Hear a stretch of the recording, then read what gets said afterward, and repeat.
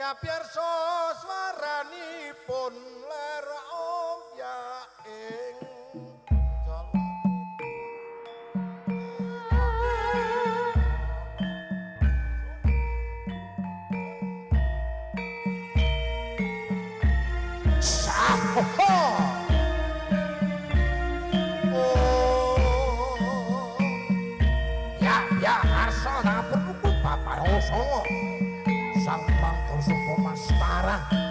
Jasa ing sastra busana lumanggaping sasana argya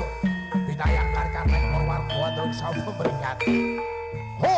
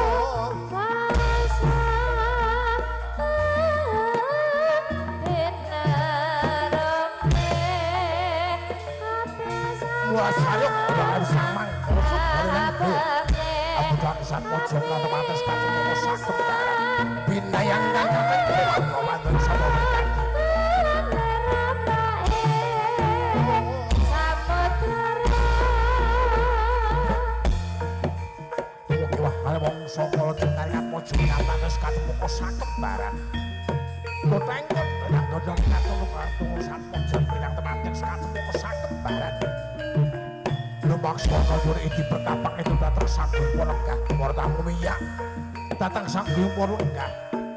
yen idi berkapang estu muga bangsa pinangi rayu kasumyan yen lumaksana Lugar busana kepraban ngasuk busana kapanditan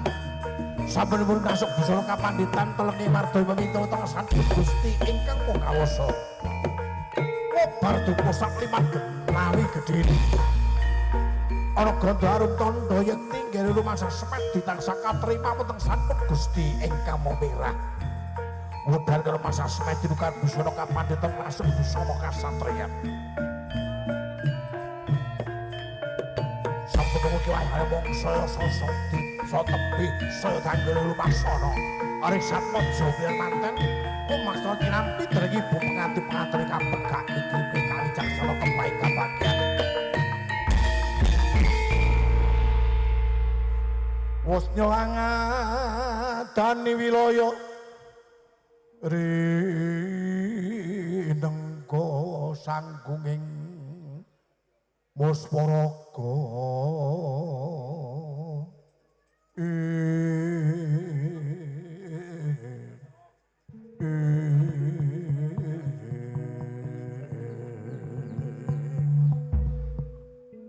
monggo Mas Panasi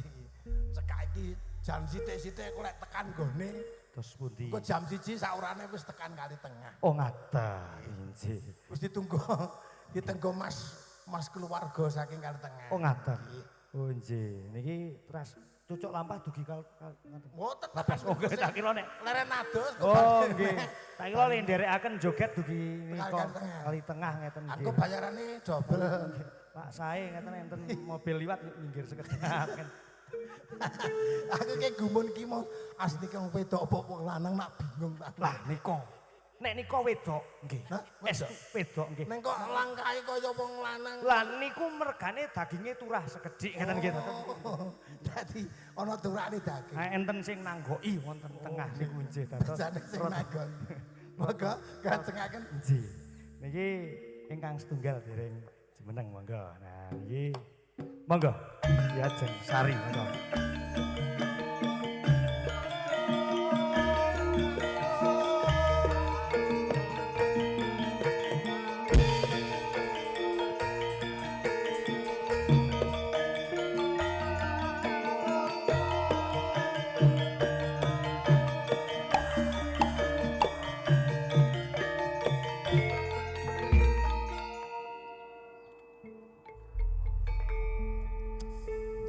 Mbak Sari. Niki ngaturaken panglipur kagem ingkang tasih pinarak. Niki nggih saking Kali Tengah napa pundi Bu? Nggih saking pundi Bu? Nggih. Nggih saking Kali Tengah. Oh nggih. Mungkin juga di sana